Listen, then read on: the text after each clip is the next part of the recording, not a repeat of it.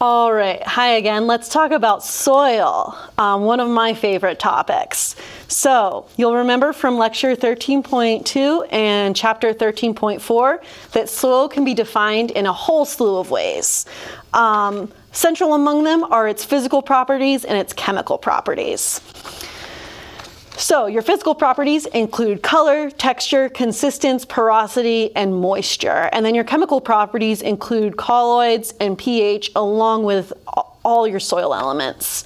I want to particularly emphasize here that these are not mutually exclusive, and we'll be looking more at how soil texture in particular influences porosity, which influences moisture, which influences consistence, which influences structure, and which influences colors. So they're all tied together, but they're all ways that we define soil.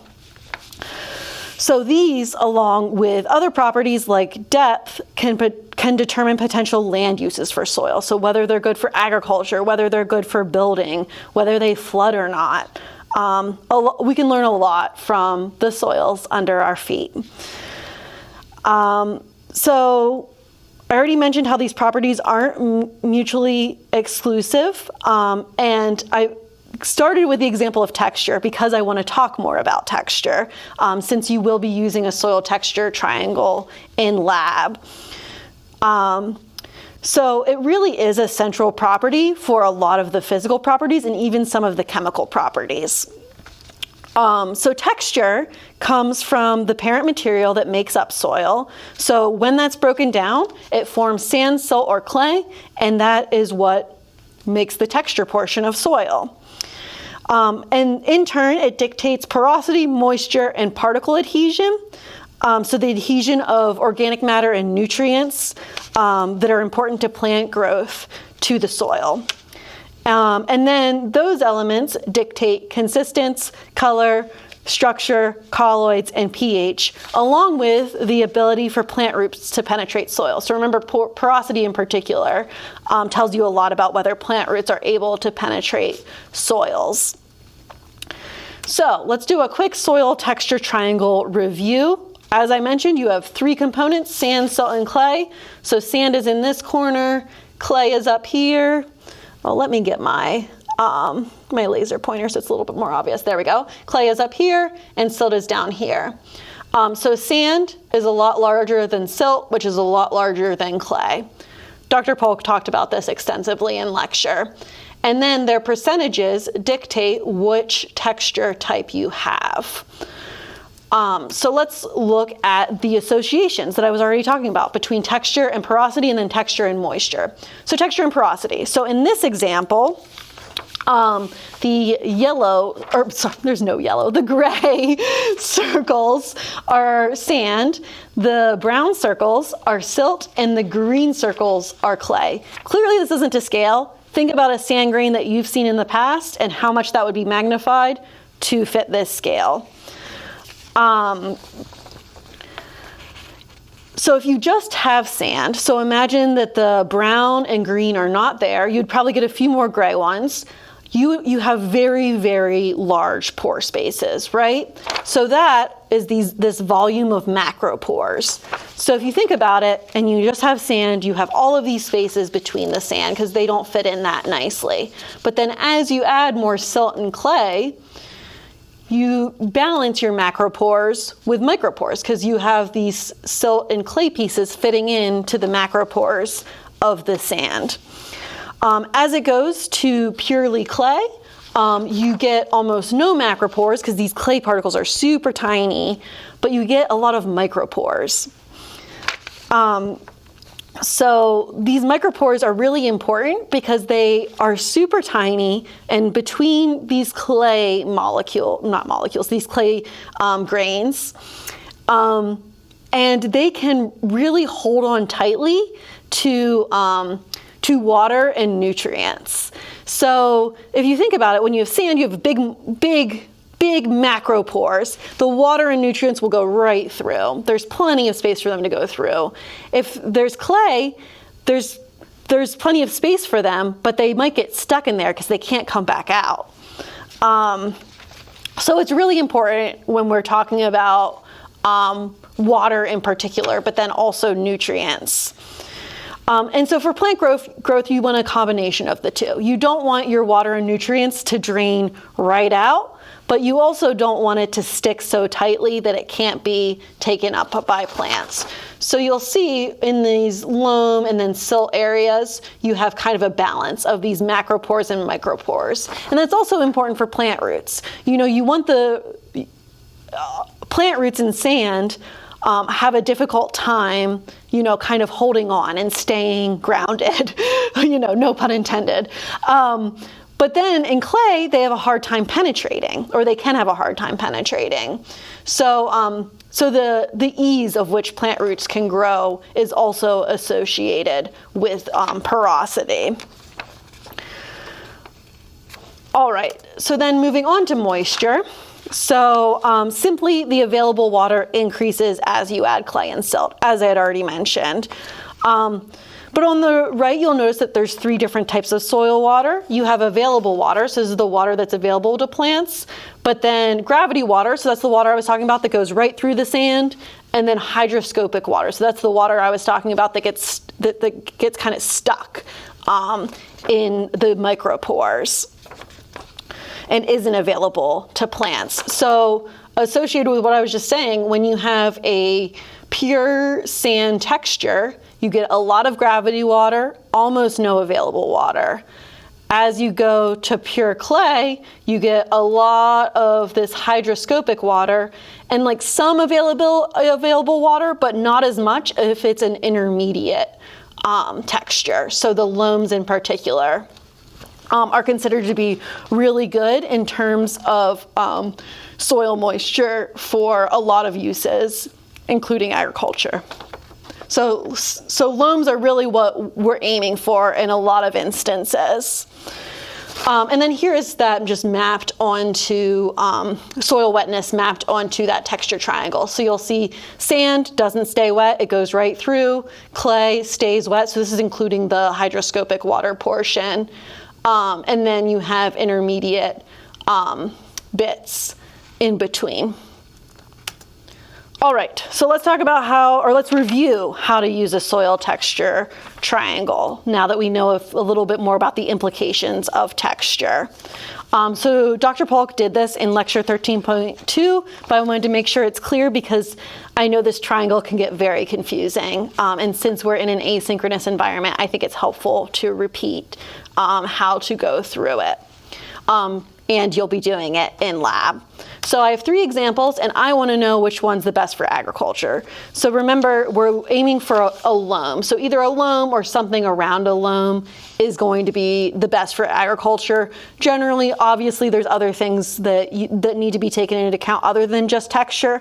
But as far as texture is concerned, loam is what we are aiming for. So let's start with soil 1. So soil 1 is 10% clay. So our clay measurements go straight across. So you'll notice I just put a green line there. So clay increases to 100% as we go up, and these straight lines across represent the clays to 0.1% or 10 percentages. Percentage points. Next you have silt. So the silt is at 15, and so we'll go down in this case. So silt starts at 0 here and then goes to 100. So we want 15, and we know to go down.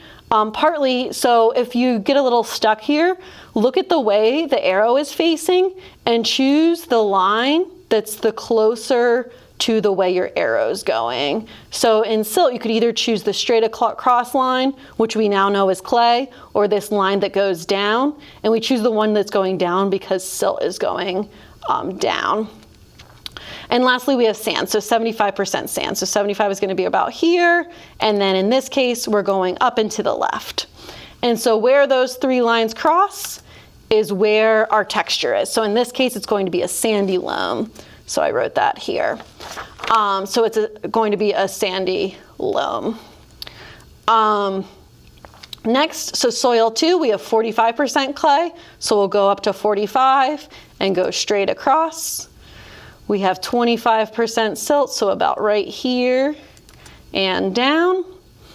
And so you can even, because it's going to add up to 100, you only really need two of these to pinpoint what the texture is. We have all three, so I'm doing all three. Sand, as you can see, was 30, but you only need two because you'll know the other one if you take 100 minus the other two added together. So in this case, this soil is clay. And then lastly, we have soil 3, so 25% clay, 25 is going to be right here, and we go across. Then we have 40% silt, so 40 is right here, going down, and then 35% sand, so 35 is going to be right here, and we're going up and to the left. And that crosses at loam. So as I already mentioned, loam is what we're aiming for. So in this case, soil 3 is likely our best soil for agriculture if that's our purpose. All right, now I want to transition into talking about Texas a little bit. So here is a not great resolution map of the dominant soil texture of Texas. I can't find a higher resolution version. This map was scanned by the Library of Congress and is available through their site, but I haven't found it elsewhere. So it's a little difficult to read, but it is a dominant soil texture map of Texas. So the gray is loamy. So once again, that's going to be the good for agriculture sand. You're going to have a mixture of sand, silt, and clay in that case. The blue is clayey, so you have a high proportion of clay, including your Houston black clays, which are in this region, and some down here as well, I believe. And so that's the Texas state soil, is Houston black clays, and they're named for their color. They're very black. And then we also have green, which is sandy. So you see a few sandy parts, not as much as I would expect out in West Texas. But these are areas where you have those larger mineral components, so sand. One that sticks out to me is this one right here, which is around the Enchanted Rock area. And if you're familiar at all, or I guess we did a lab on Enchanted Rock a couple labs back, maybe lab 2 or 3. It's made of granite while everything around it is made of limestone. So granite breaks down into bigger chunks than limestone does generally, so you'll get more sand. So I imagine that that's the source of the sandy texture in central Texas. All right, so let's move on to the dominant soil orders of Texas. Dr. Polk talked about chlorp and separately talked about the dominant soil orders of Texas in lecture 13.2, but I'm going to combine the two and talk about soil formation in Texas because you'll be looking at that more in your lab. So once again, chlorp is climate, organisms, relief, parent material, and time. So we'll start with climate. So climate largely includes temperature and precipitation. You all know a lot about climate at this point, so it's more than just temperature and precipitation, but those are the major factors we're going to consider here. Especially precipitation influences weathering rates of soil. So the greater the rainfall, the faster the rates of erosion and leaching. So hot, humid climates will weather parent material faster. And Texas sees a distinct east-west trend in precipitation. So you have under 14 inches of precipitation annually out in West Texas, and then above 54 inches of precipitation annually in East Texas. So that's a huge range. So for soil, that means that there's more erosion and leaching in the east, and also more defined soil horizons and dry desert soils in the west. In addition to leaching and erosion, precipitation also controls or dictates some of the vegetation present, which can further influence soil properties. So it's not going to be a linear relationship. I just wanted to note that as well. So that will come into play during organisms. But first I wanted to show you this figure from the book because it does pretty nicely depict how precipitation relates to soil. So you have lower precipitation over here.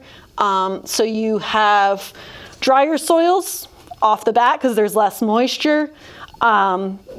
but also less weathering and erosion, but also less horizonization, so less developed profiles, and decreased pH. We haven't talked a ton about pH, but it's increased pH, so it's a more basic pH. Decreased acidity. And then as you increase in precipitation, you have a middling area in these mollisols, but then as you increase it even more, you can see that there's more leaching, so there's more nutrients traveling downward, more erosion, and then also more acidic pH, slightly more acidic. It's around neutral there, 5.5 to 7. So in addition to that, you can see how I already talked about how precipitation influences vegetation. So soils also influence vegetation, so it's a very complex relationship. But you have short bunch grasses and then tall grasses. And part of the reason you only can have short bunch grasses is because you have very low precipitation. All right, so let's go ahead and talk about vegetation. Let's talk about the organisms. So organisms not only include vegetation, but also include animals and people. So people and animals tend to cause erosion or at least mixing of soils, and then plants tend to stabilize soils. Both climate and plant material are parent material. So the geology underneath are linked to plant growth. So plants need nutrients that come from parent material, so soil, climate, vegetation, parent material, all of these interact. There's no real linear relationship here, but there are important interactions. So here we're looking at a map of the ecoregions of Texas. So in the next chapter of your book, chapter 14, it will define ecological zones and biomes. This is similar but different. So it's a different way of classifying areas that's a little bit more, it's a finer scale way. So it's what we'll be using in this instance, partly because the Texas Parks and Wildlife has a lot of good material on the ecoregions. Similar to precipitation, you have a large amount of vegetation variation in Texas. And every place is unique, but like climates, you can group them. So in this case, we're grouping them into these 10 ecoregions that encompass everything from pines in East Texas to desert environments in West Texas, and then grasslands, prairies, plains in the middle of the state, and marshes along the Gulf Coast. As I mentioned, vegetation is an important factor in soil formation and can also indicate soil conditions, so what soils are present there. All right, so that's organisms. Now, I should have clicked through. You have all of these lovely imagery of these the pines, from the pines in East Texas, you have marshes, and then into the desert. Actually, West Texas is very diverse. It's partly desert, but then you also get a lot of elevational changes in vegetation. Okay. Talking about elevational changes, let's go into relief now. So in general, you increase in elevation as you move west. So your Gulf Coast is going to be pretty much at sea level, and then as you move west, you get more and more elevated. And in general, how that corresponds to relief, which is your slopes, is that the higher elevations tend to have greater slope variation. The one exception is going to be these high plains where it's a high flat area. But otherwise, as you get more elevation, you get more a more sloped area. So why does that matter for soil formation? So soils tend to be thicker on flat surfaces in valleys and thinner on slopes, partly due to just gravity, but also all of these other factors that lead to soil depth. North-facing slopes have more moisture, which increases erosion than south-facing slopes, so they tend to be a little bit shallower. The north-facing slopes do.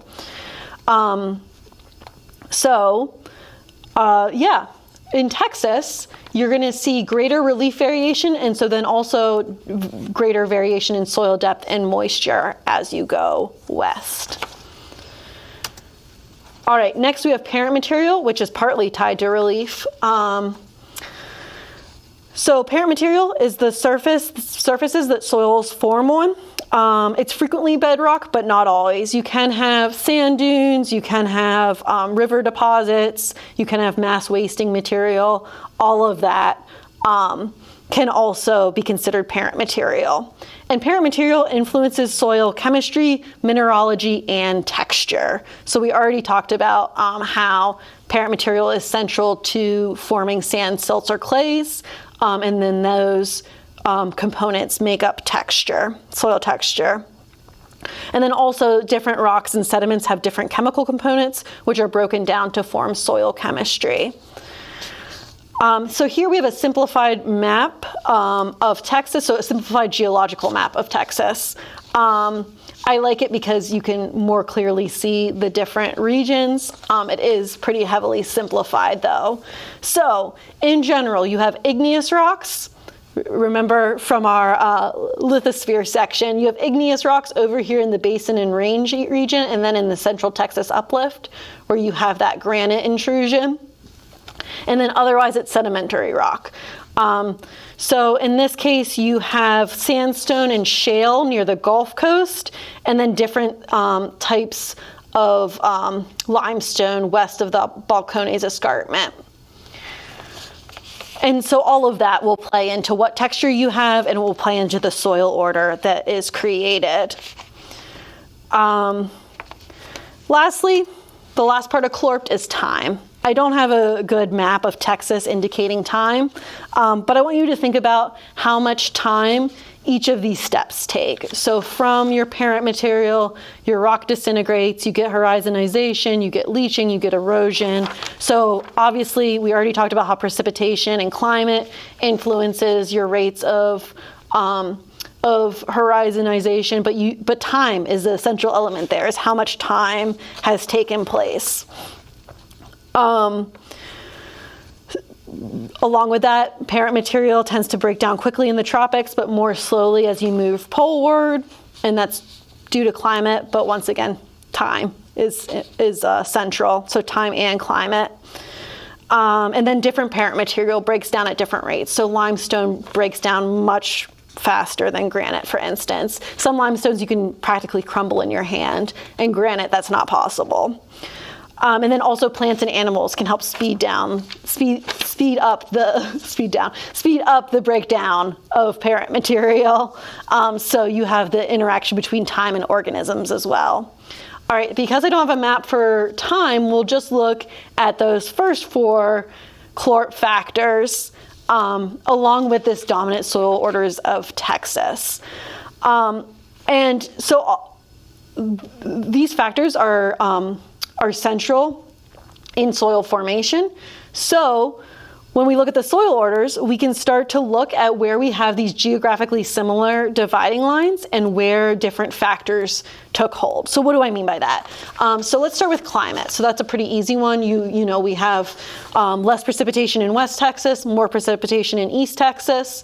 Similarly, the only place you get iridosols are in West Texas. So you can see some association. There's not necessarily, there's not really like the dividing lines, the ecotones, or the soil equivalent to an ecotone, which is the term we use for vegetation. But you can see that the dry area corresponds to the iridosols.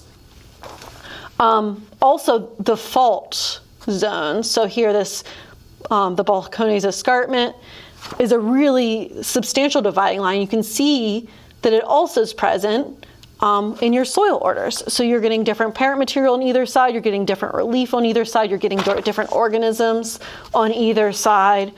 So there's a lot of similarities there.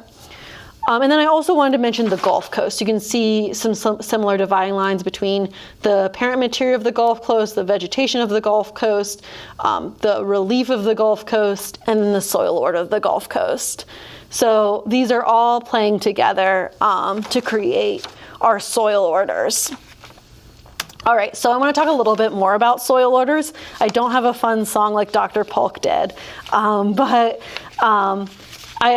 yeah, they're really central to our understanding of soils and what soils are good for and not good for. So let's talk a little bit more about them. So I like this diagram because it essentially places the soils in relation to their degree of weathering and soil development. So on the left you have entosols, which are your brand new soils, and then on the right you have oxasols, which are your highly weathered ones. And then it puts the factors that lead to the creation of different orders on the lines. So the circled ones are the major ones we see in Texas. There's a few more in Texas, but I only want to focus on the 5 major ones we see in Texas. But first I want to start with the entosols and your less developed soils. So we're going to start with all of these but gelisols because I could only fit 4 on this first slide. And there's 12 altogether, so to make it nice, we'll do 4, 4, and 4. So starting with entosols, these are your youngest soils. They can be present anywhere you have either floodplains, active slopes. Remember, mass wasting can form entosol or can form parent material, sand dunes, glacial outwash. You do find them in Texas. I'm not including them as our main Texas soils, but you see them here amidst the iridosols. And so my understanding is that they form here due to storm action adjacent to the iridosols. So the sand blowing up creates new entosols in that area. And they're also found along the coast, but it's not apparent in this map. Next we have inceptosols, so those are slightly more developed entosols essentially. So, the soils go through a little bit more development, either a little bit more time, a little bit more precipitation, a little bit more processes, and they form inceptosols. So you can see the formation of some horizons there. And in Texas, on this map, you have some down here. So that's going to be in the floodplain of the Rio Grande. And so those would have initially been floodplain parent material that then became entosols, that then became inceptosols. And then this is also going to be in a river area here. So some floodplains of rivers lead to inceptosols in that case. Sorry, I went back one too many. There we go. Oh, nope, I went forward too many. Here we are. Andesols is next. Andesols are volcanic soils. There's none in Texas. You should read more about them, but the main formation factor is going to be that parent material, right? Because they're formed from volcanic material. Then we have histosols, so those are wetland soils. They're composed largely of organic matter. So they're present in the marshes of Texas, but they're not mapped in that map because they're not large enough. And the organic material formation factor is really important here, right? Because that's what's defining them, is these wetland organics. All right, so moving on, we'll first talk about gelisols and then these more developed soils, all of which are found in Texas. So first, gelisols, these are cold soils. So these are formed in really cold areas. So the climate part of CLORPT is really important for them. Next, we have iridosols. So these are desert soils found in West Texas. I feel like we've already talked about them a bit. The lack of precipitation is particularly important in their formation. Then we have vertisols. So these are soils that have a lot of clay. So I don't think this is a particularly good image. I recommend you search for some more images, but you can see how there's this vertical nature to them. So what happens in dry seasons, they crack, and then in wet seasons, they smush together. And you get this movement in that case of these vertical horizons. And I actually have some pretty pictures from my work in Belize of vertisols that maybe I'll drop in an announcement so you can see a better example of these actual vertical layers that form. In my case, they're white and black vertical layers because it's a limestone bedrock, and the sea horizon came up into the vertisol. Anyways, there are quite a bit of Texas, particularly right in this Balcones escarpment area. And because they're so high clay, remember, clay holds on to moisture really well. And so this is also considered to be flash flood alley because of the high clay soils. The moisture doesn't percolate through them very easily and can lead to flash floods. All right, next we have mollisols. So these are grassland soils, and they're defined by their high organic matter in the A horizon, which is associated with high soil fertility. So these are found in the historic grasslands of Texas, so a lot of the area west of the Balcones Escarpment. Yes, moving on. So the one I didn't talk about in the middle part was alpha sols, so I'll start with that on the next slide, but then we'll talk about these three more highly developed and weathered soil orders. So alpha sols first. These are your forest soils. They're really geographically diverse. You find them in a lot of different areas. They have a pretty extensive geographic distribution. They are primarily found in temperate regions, though, because in the tropics there's increased weathering, so they become either altisols or oxasols. They're found throughout Texas. So all the gray region is alpha sols, and these are going to be historically forested areas. Not necessarily today, but when the soils formed, they would have been forested. Next we have spodosols. There's none of these. Oh, are there any in Texas? There's some in southeast Texas. Sorry, I was looking at my notes. So spodosols occur under needle leaf trees, so coniferous forests, and it's because of the acid resins in the pine needle, or not just pine, but other conifers as well, in the needles create these acidic soils, and so they're defined by that. Which is pretty cool. So this is a case where the organisms portion of chlorpt is really, really essential to how the soil forms. So there are some spodosols in southeast Texas under some pine forests, but they aren't large enough to be on the map. I also made a note here. So they tend to be acidic, and I wrote infertile, and in my notes I wrote infertile for what? And I want to talk about that a little, because that's something I've thought about a lot in my work. So, you know, I've published a paper on different forests and their soil fertility, and it does come up like, what is fertility? Like, generally when we talk about soil fertility, we're talking about for agriculture, but these spodosols are very fertile for the pine forests. They love it because there's no other plants. Like, they can grow especially well in spodosols, but of course they're infertile for things that we want to grow, things like corn, soy, all of this. Doesn't grow well in spodosols. So when I refer to soil fertility, I'm talking about for these major agricultural crops that we're growing. But I do kind of want to add that in there, that even though soils might be considered infertile, there's some plants that will always thrive in them. So quick side note about spodosols. Moving on, we have our two highly weathered soils. So first you have altisols, so they become reddish from the amount of weathering. So the high precipitation leads to high leaching, which leads to a lack of horizons and lower soil fertility. Once again, soil fertility for crops. And you get these in East Texas, where your precipitation is highest. And then lastly, we have oxasols, which are tropical forest soils. These are the most weathered. So there's so much precipitation that everything just leaches out of it. Well, not everything, but almost everything leaches out of it. And so they tend to be considered infertile in that regard. But you can always add things to make these soils fertile if necessary. All right, so those are our Texas soil orders and their formation factors. I hope that became a little bit clearer for you. Next, or lastly, I want to talk about soils and land use. So these different soil orders have different uses and limitations that I've already hinted at due to their different properties. So mollisols are great for farming, but they're also really susceptible to erosion. Vertisols are highly susceptible to flooding, but they're great for prairie land. I was trying to think of a good use for vertisols. They're not good for building either, because their shrinking and swelling leads to damage to building construction. Anyways, so these different soil orders have different soil properties, which are associated with different uses and risks.